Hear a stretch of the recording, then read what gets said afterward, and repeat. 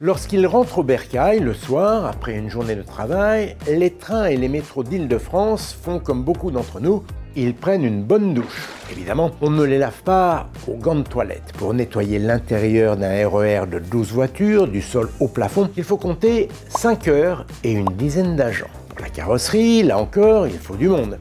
Et beaucoup d'eau. Sur un train régional, c'est 840 litres en moyenne selon la SNCF, l'équivalent de 42 seaux de 20 litres.